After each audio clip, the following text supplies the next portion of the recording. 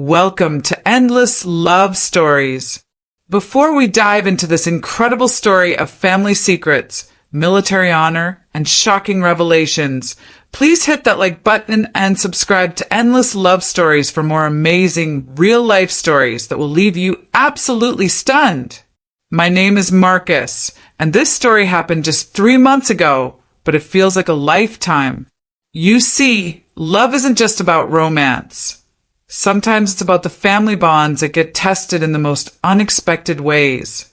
What my stepfather Robert didn't know was that his stepson was actually Brigadier General Marcus Williams, and his ignorance nearly cost him everything while teaching me the most valuable lesson about unconditional love I've ever learned.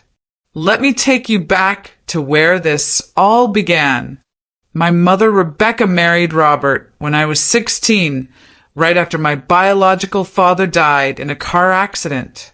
Robert was this tough, no-nonsense police sergeant who believed in discipline and traditional success. He owned a small security company and had very specific ideas about what made a man worthy of respect.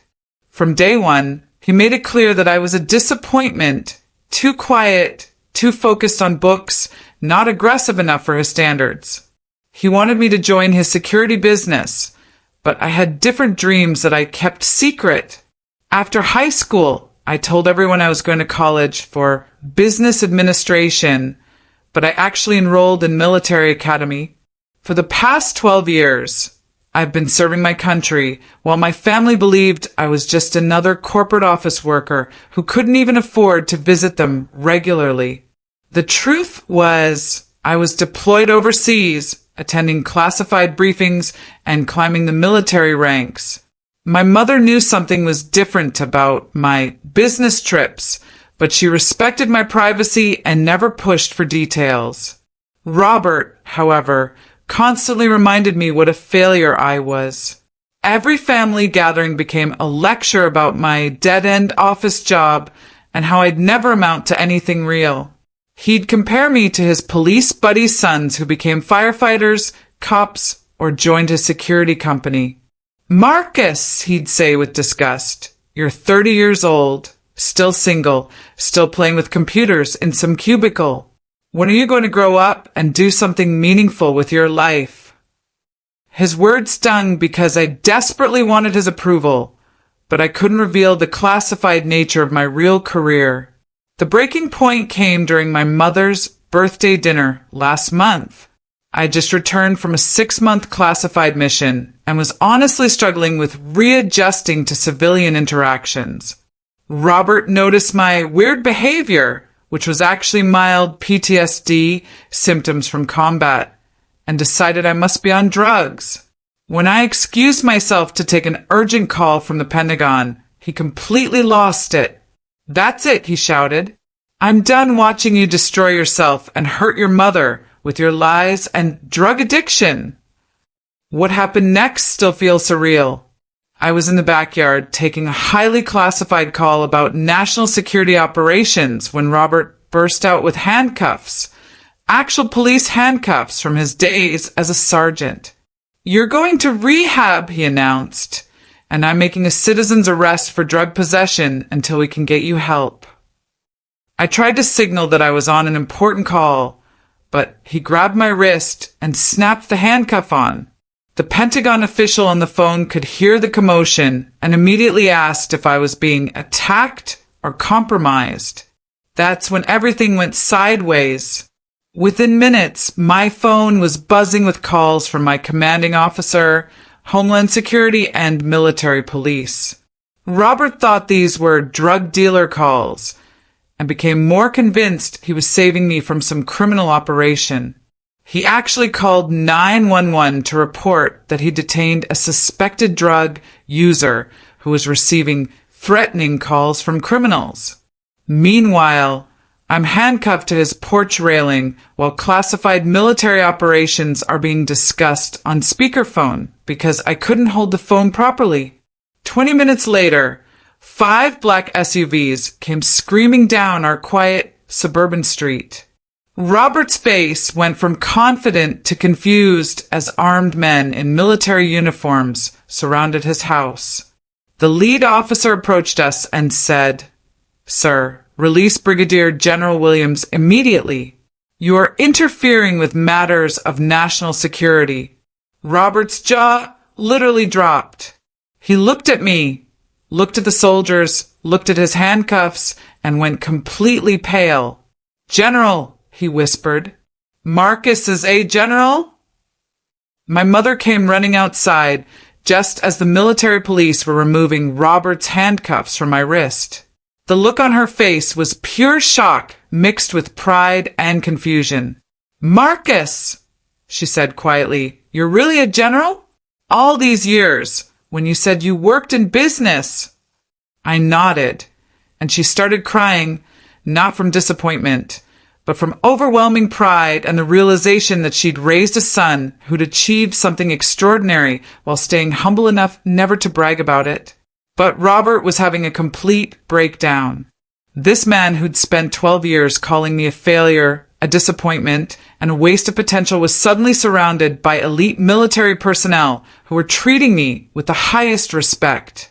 The commanding officer explained that I'd been decorated for valor, had led successful missions in 3 different countries, and was being considered for promotion to Major General. Every assumption Robert had made about my life was not just wrong, it was the complete opposite of reality. The aftermath was intense, but ultimately beautiful. After the military personnel left, and we were alone, Robert broke down completely. "Marcus," he said through tears, "I've been the worst stepfather imaginable. I spent 12 years tearing you down when you were out there serving our country and making me prouder than I ever deserved." He explained that his harsh treatment came from his own insecurities. He'd always felt inadequate compared to my deceased biological father, and taking me down made him feel more important in my mother's life. Here's where the love story really begins. Instead of rejecting Robert for his years of emotional abuse, I realized that his actions came from a place of deep insecurity and misdirected love. He genuinely thought I was throwing my life away, and his intervention, however misguided, came from wanting to protect my mother from watching me self-destruct. His love for her made him feel responsible for fixing me, even though I never needed fixing. Over the following weeks, Robert and I had the most honest conversations of our relationship. He admitted that he'd always felt threatened by my education and different approach to life, while I explained how desperately I'd wanted his approval and respect. We both realized that we'd been loving each other in completely wrong ways.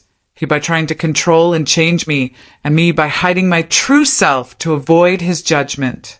The transformation in our relationship has been incredible. Robert now brags about me to everyone he meets, but more importantly, he's learned to express love through support rather than criticism. He's started attending therapy to deal with his control issues, and I've been more open about my career and struggles. My mother has been the bridge between us, helping us both understand that love sometimes means accepting people as they are rather than trying to reshape them into what we think they should be. The military incident also brought unexpected romance into my life. Captain Sarah Chun was one of the officers who responded that day, and we started talking during the debriefing process. She understood the unique challenges of military life and the importance of family relationships.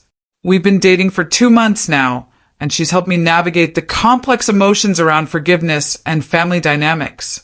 The lesson I learned changed everything about how I view love and relationships. Robert's harsh treatment wasn't really about me.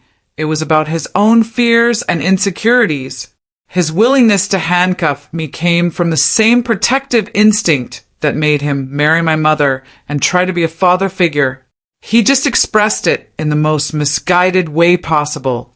Sometimes love looks like criticism, control, or even conflict when people don't know how to properly express their care and concern. Looking back, I'm grateful for that humiliating afternoon that led to our breakthrough. Robert learned that respect isn't earned through dominance or criticism, and I learned that hiding who you are to avoid conflict only creates bigger problems. We're both working on communicating better and accepting each other's different approaches to life and love. Now Robert tells everyone about his general stepson, but more importantly, he asks about my well-being instead of lecturing me about my choices. Our family dinners have become celebrations instead of battlegrounds, and my mother finally gets to enjoy having both her husband and son in harmony. Sometimes the most powerful love stories aren't about romance. They're about family members learning to truly see and accept each other. If this story opened your eyes to the complex ways love shows up in families, please like this video and subscribe to Endless Love Stories. Share this with someone who needs to remember that love isn't always pretty, but it's always worth fighting for. Comment below and tell us about your own family breakthrough moments. We read every comment, and your experiences inspire our content. Until next time, remember that endless love comes in many forms.